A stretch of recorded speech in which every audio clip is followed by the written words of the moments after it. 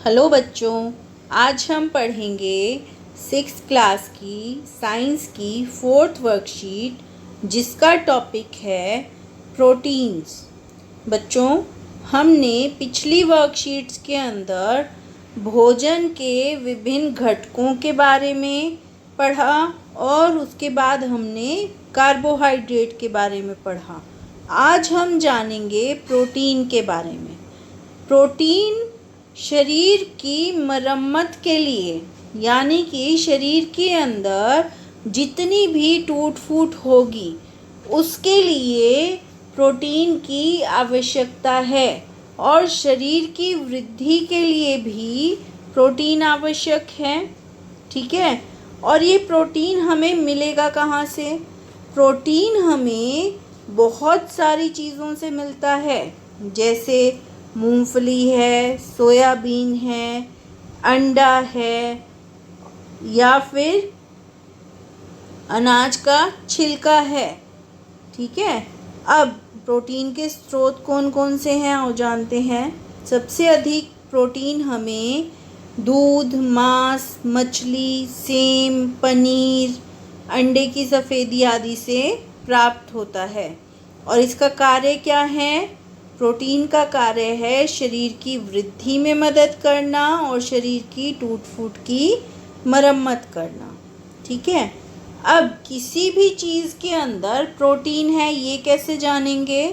तो हम क्या करेंगे, हमें जिस पदार्थ के अंदर पता करना है कि प्रोटीन है, हम उसकी कुछ बूंदें लेंगे, उसमें पानी मिलाएंगे और उसको परख नली में डाल लेंगे और उसके अंदर कुछ बूंदें यानी 2 बूंदें कॉपर सल्फेट विलयन की डालेंगे और 10 बूंदें डालेंगे कास्टिक सोडा की। ठीक है, और जैसे ही हम इसको हिलाएंगे, कुछ मिनट के लिए उसको रखा रहने देंगे, तो हमारे पास बैंगनी रंग आ जाएगा। और अगर बैंगनी रंग आ गया तो क्या दिखा रहा है? ये प्रोटीन की उपस्थिति को दिखा रहा है। लगाया। अब कुछ प्रश्नों के उत्तर देते हैं।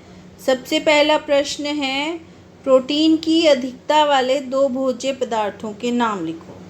तो सबसे अधिक प्रोटीन सोयाबीन में है और किसी भी प्रकार के मांस में भी होता है। प्रोटीन के 2 स्रोतों के नाम दूध, मांस, मछली, अंडा आदि। प्रोटीन की जांच के लिए आवश्यक रासायनिक पदार्थ, हमने 2 पदार्थों का यूज़ किया, कॉपर सल्फेट विलयन और कास्टिक सोडा विलयन। मात्रा में करने पर हमारे शारीरिक तंत्र में क्या होगा? तो देखो बच्चों, कोई भी चीज़ का गलत उपयोग अगर हम करेंगे तो वो नुकसान करेगी। इसी तरीके से अगर हम किसी भी पोषक तत्व का उपयोग या उपभोग करेंगे अनुचित मात्रा में, तो वो हमारे शरीर में क्या करेगा? नुकसान पहुंचाएगा।